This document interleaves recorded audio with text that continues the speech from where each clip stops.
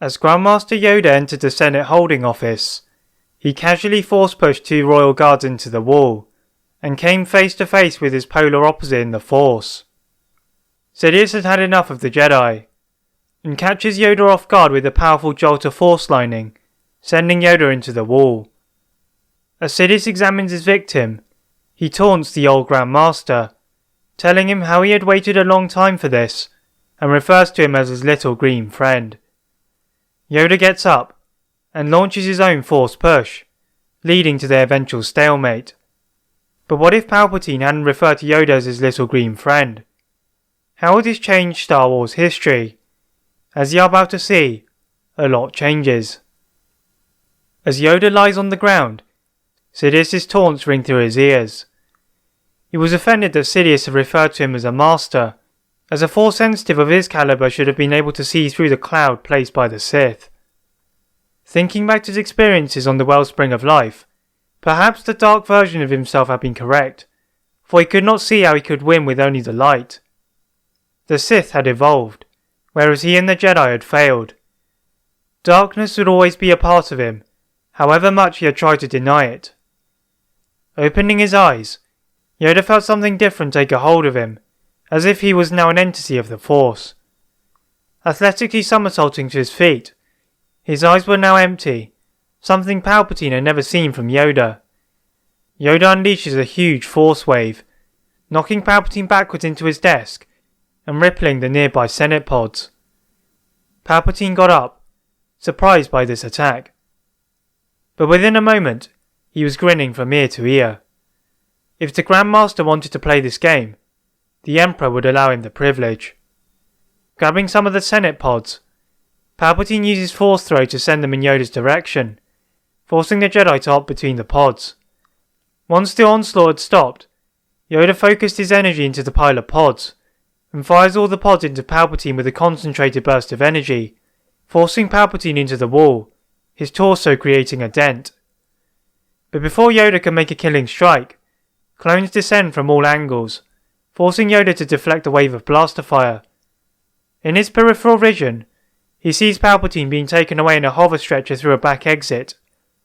Like the coward he was, he had taken the easy way out. He had not defeated the Emperor, but he had definitely not failed. Finding a small tunnel, Yoda escapes and enters the speeder of Bail Organa. He would deal with the Emperor later, and he would ensure next time would be the final time. As his eyes returned to their natural colour, he sensed the loss of Skywalker in the Force. The Chosen One had succumbed to the temptations of the dark side. Finally convening with Obi-Wan and Polis Massa, he senses feelings of distraught and anguish radiating off of the Jedi Master. Peering through the emergency medical room, he sees that the legacy of the Chosen One would continue through his children. With the loss of Darth Vader, it would be some time before Palpatine could gain an apprentice of such potential. However, with his widespread political control, Yoda and the Jedi still needed time. We fast forward 2 decades, as Yoda and Obi-Wan have not separated from each other, but instead are training Luke and Leia Skywalker together.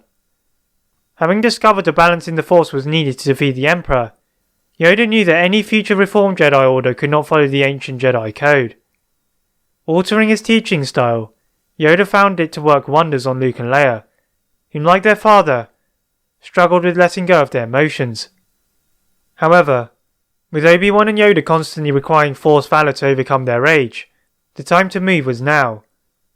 Contacting Bail Organa, who is still alive without the destruction of Alderaan, he provides them with transport air to the Death Star. As they approach, Yoda meditates, expecting more than the Emperor this time around. Besides him, Obi-Wan is doing the same. However, towards the back of the ship, Luke and Leia are more reserved. Although they are confident in their abilities and teachings, their lack of battlefield experience did not serve their nerves well. Using the cloaking device on their advanced ship, they find their way inside a narrow and exposed crevice on the surface of the Death Star. Negotiating their way down several corridors, they come across their first obstacle. A wave of what appeared to be Sith assassins. Yoda sighed, and beckoned Luke and Leia to deal with them.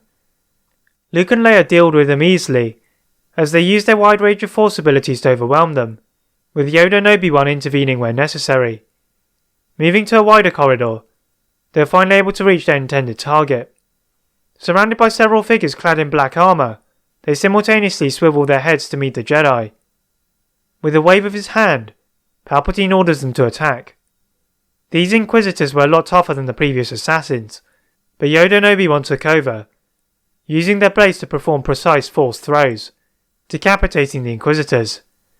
The Emperor looked at the bodies with disdain, as he ignited his blades.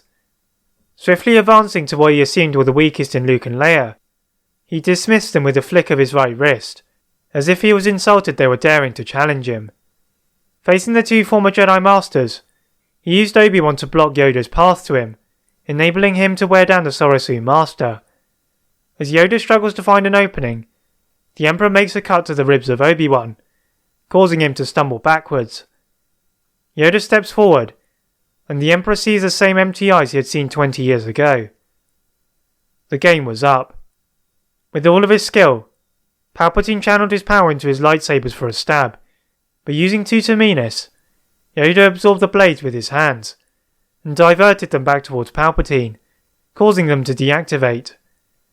As Palpatine tried to regather himself, Luke and Leia awoke from their slumber, and threw their blades into the chest of the Sith Lord. With the stormtroopers incoming, the Jedi had no time to waste, and Yoda levitated a hobbling Obi-Wan to the original docking point. Finally reaching the safety of their ship, Yoda looked back at the two younger Jedi. The future of the Jedi would remain in safe hands. That is it for What If Yoda Wasn't Palpatine's Little Green Friend. Please like this video and subscribe for more tips, and as always, leave a comment on what if you'd like to see next. Thank you very much for watching, and see you next time.